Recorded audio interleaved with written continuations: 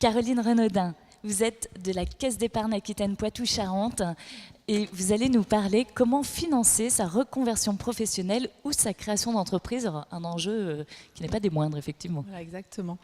Donc, je me présente, Caroline Renaudin, je suis chargée d'affaires professionnelles pour les TPE aujourd'hui. Ça fait 15 ans que je travaille à la Caisse d'épargne.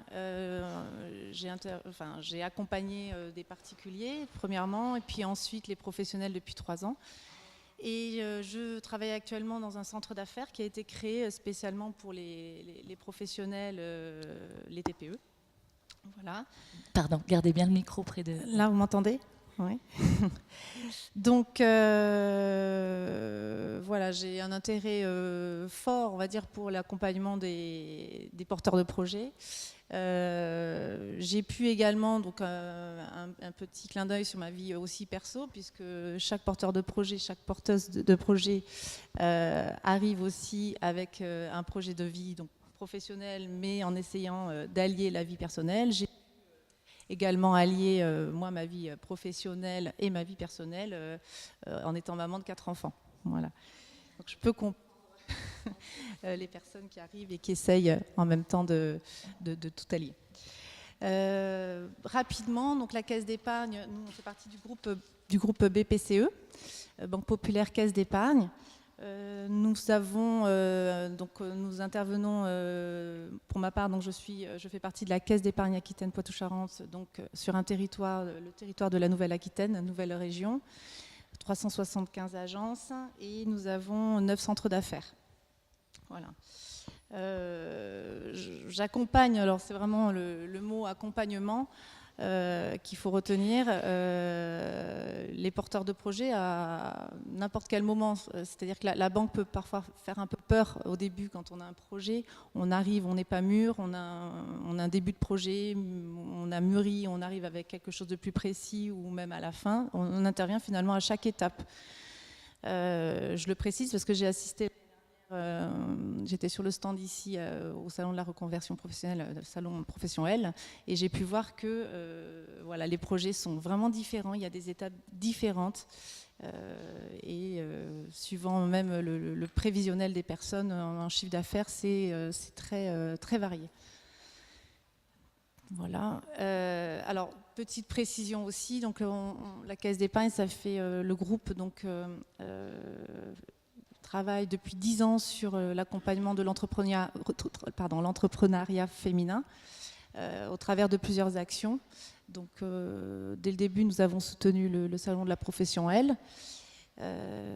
Également, nous avons créé donc un événement qui s'appelle les Étoiles du commerce et qui valorise les talents féminins, donc en remettant un prix qui s'appelle l'Étoile au féminin. Et donc, des personnes, des porteuses de projets ont pu être mises en lumière et ça a été vraiment un booster pour le démarrage de leur entreprise.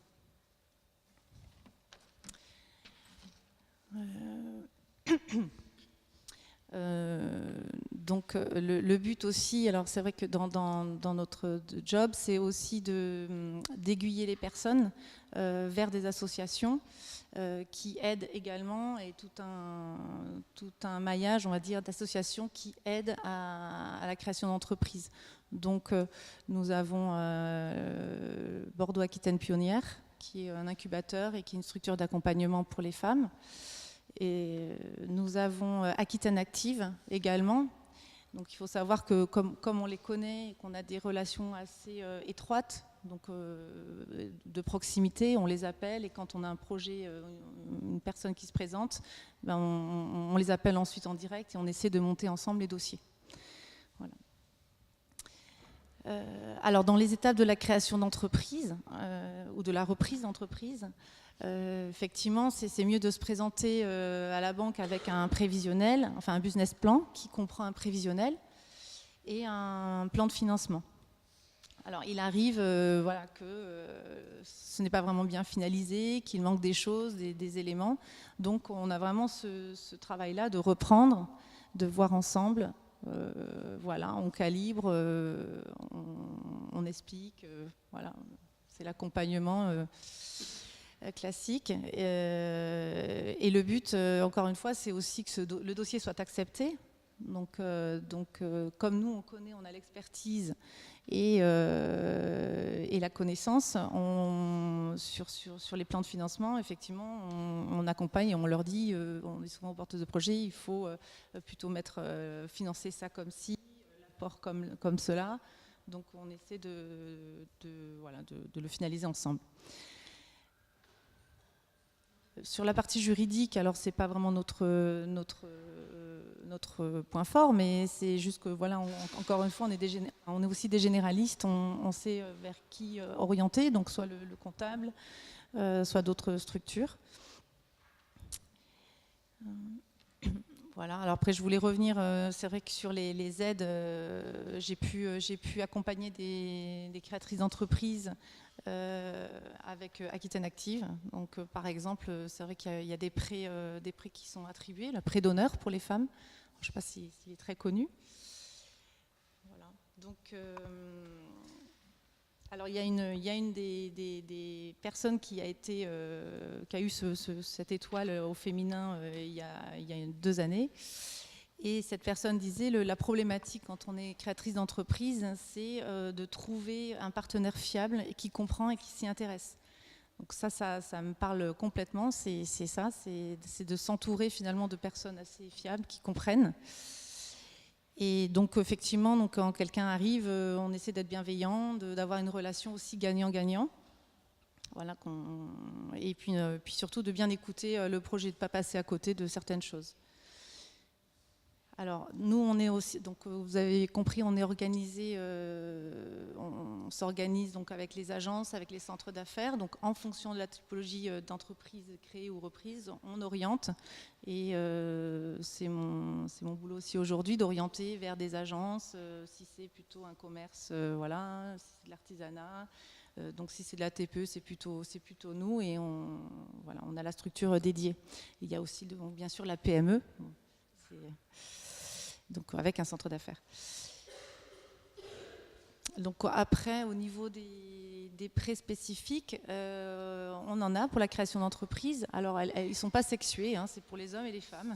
Donc on a le prêt d'écolage pro à 0%, un prêt qui est à hauteur de 20 000 €. Et il y a un crédit régional aussi pour toute création d'entreprise et qui embauche un salarié dans un minimum de 6 mois, c'est un CDI, pardon. Donc là, on a un prêt aussi à 0%, donc, qui peut combiner. Nous avons donc plusieurs lignes de prêt. Voilà. Donc après, j'ai un petit retour aussi que je voulais dire, c'est que la Caisse d'épargne a parfois, donc les clients me disent l'image un peu poussiérée. Et je pense qu'aujourd'hui, elle est de certains retours, elle est assez dépoussiérée. C'est ce qu'on m'a dit. De part, du coup, nous, on est assez proche des clients, on est présent, et puis on est assez compétitif sur les prêts. Voilà, parce qu'on veut aussi financer, mais les personnes veulent financer, mais aussi avec effectivement, le taux va aussi être prédominant. Merci Caroline. En fait, ce que cela fait apparaître, c'est que effectivement, quand on est en train de créer son entreprise ou qu'on y pense, on se dit avec qui je peux faire ça, qui peut m'entourer. On va penser à son expert comptable pour des conseils, pour parfois un avocat. On est vraiment dans cette recherche d'accompagnement. On n'associe pas forcément la banque à de l'accompagnement. Naturellement, on va plus se dire c'est là où je vais ouvrir le compte bancaire de ma société, mais on ne se dit pas forcément, quand on ne connaît pas, tiens, je vais prendre rendez-vous finalement avec l'agence près de chez moi et puis commencer à peut-être en rencontrer plusieurs et leur présenter mon projet et voir derrière ce qui peut en sortir. Et en fait, c'est ce que vous faites apparaître, c'est qu'il y a un accompagnement, c'est pas juste on va récupérer les papiers pour l'ouverture du compte bancaire pro. Non. Voilà. Donc, il y a un travail en amont, il y a l'avant, le pendant et après, voilà, l'ouverture du compte. Avec une possibilité effectivement d'être orienté, en plus de recevoir des conseils, et par rapport à la nature de notre projet, c'est ce que vous disiez, d'être orienté vers d'autres structures, des associations, et finalement vous réhumanisez un petit peu l'image que l'on peut avoir. Alors vous avez parlé du côté dépoussiéré, mais au-delà de ça, c'est avoir de l'humain et se dire qu'au sein d'une banque, on peut trouver un échange, un partage, et quelqu'un qui va potentiellement pouvoir nous aider et nous aiguiller. Voilà, on essaie d'être. Ça fait aussi notre différence, du coup, on essaie de s'y atteler. Voilà. J'ai une question concernant les prêts, parce que je vois souvent, pour les femmes, c'est osez, mesdames, faites des demandes de prêts, et on voit également dans les statistiques que les femmes en obtiennent moins que les hommes dans des lancements de création d'entreprise. Mais quand on démarre et que c'est un premier projet, est-ce que si le projet ne nécessite pas d'achat ou même de location de locaux, est-ce que le prêt est quelque chose, quand on n'a jamais entrepris, qui est malgré tout une étape intéressante, un investissement intéressant, ou c'est un peu une épée de Damoclès qu'on se rajoute en se disant oh là, j'ai aussi contracté un prêt et il faut que je le rembourse et je n'ai jamais encore vendu mes produits. C'est quoi le rapport au prêt? C'est pas évident non plus.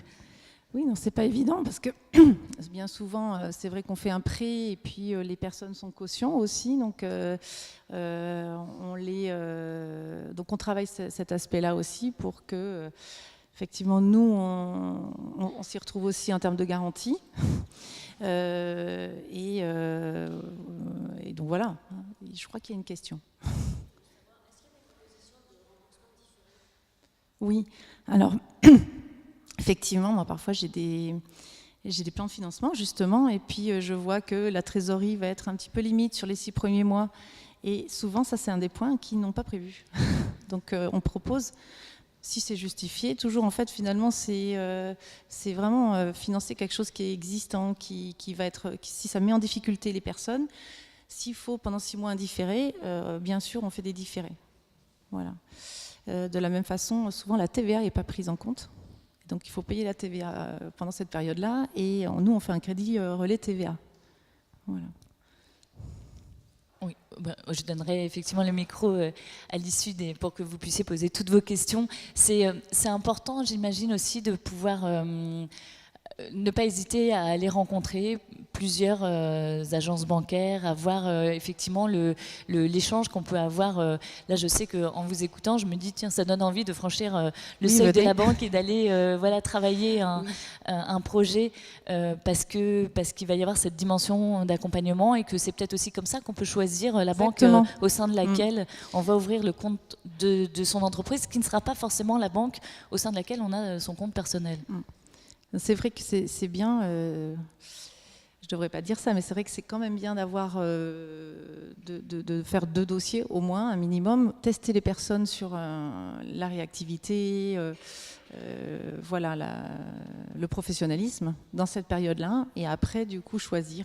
Et effectivement, comme les taux sont très bas, entre du 1,20 et du 1,30 en fonction de la personne, souvent ils font le choix. Voilà. L'humain qui est primordial finalement là aussi. Qui est assez primordial, heureusement. Merci beaucoup Caroline Renaudin. Merci.